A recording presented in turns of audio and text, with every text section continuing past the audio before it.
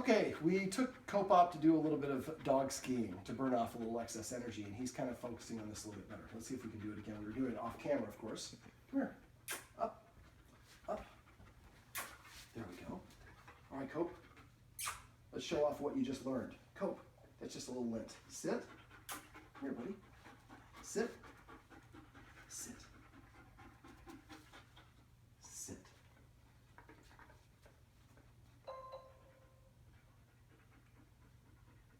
Focus.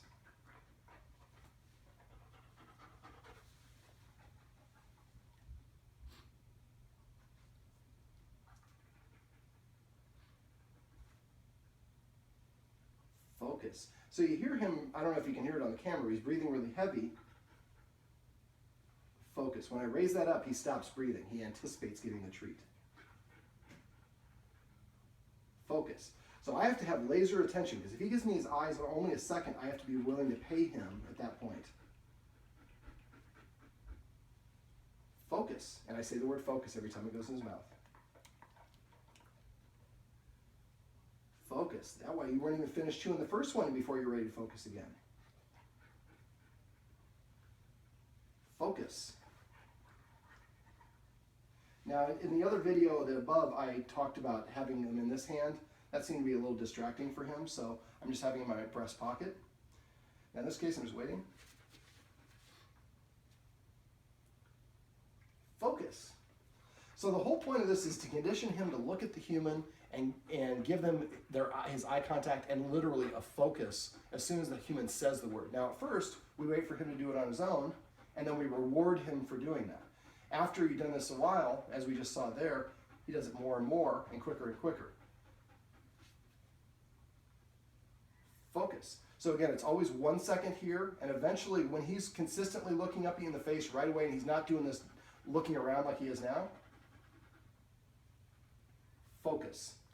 Then you can start extending that second one, but don't start extending the second movement until he's giving you good eye contact as soon as you start doing the exercise. If he's looking around the room, in this case, he had too much pent-up energy, so he was just looking for something else to do. He was bored. We burned off some excess energy. We gave him a cooling off period, and then I was sitting here doing it, and then I said, let's grab the camera and do it because he was doing it so well. And of course, as soon as we started moving around, he got distracted because he's a puppy. That's okay. This exercise is going to help with it. Now, what I'd like the guardian to do is I'd like her to practice this when the other dog, Yoda, is away and not upstairs directly so he's making any noise. Nobody in the backyard, nobody, no roommates, nothing else. We need it very quiet the first several times we do this so he can really dial in and focus. After a while, it's probably going to be about 1 to 3 days, and you're going to notice he's going to be less almost like stalker focus on you. And that's great. And then we start extending the amount of time that it takes to deliver that treat. Now, the way that I would do it, if I'm going to practice 15 treats in a row, and I do that once, twice, 3 times, and then he's focusing, giving me the laser focus. Then the 5th time, 1 second, 1, 2 second. And then the rest of that practice session for the rest of those 15 treats, it's 2 seconds on the second movement only.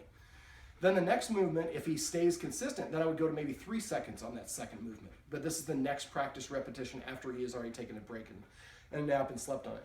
And you're going to gradually work up till you get to 20 seconds where he will stay focused on you, where you're moving that treat very slowly towards his mouth, and he does not look away. Now, if you're starting, you go to like 7 seconds, and after about 5 seconds he looks away, then back up a second or two and go maybe back to 5 seconds and practice that one until he's consistently looking at you, then continue progressing. Don't move too far too fast. The idea is just to work at his pace till he realizes if I just stare at you, you give me the highest value treats I've ever had, deal, I'll stare at you.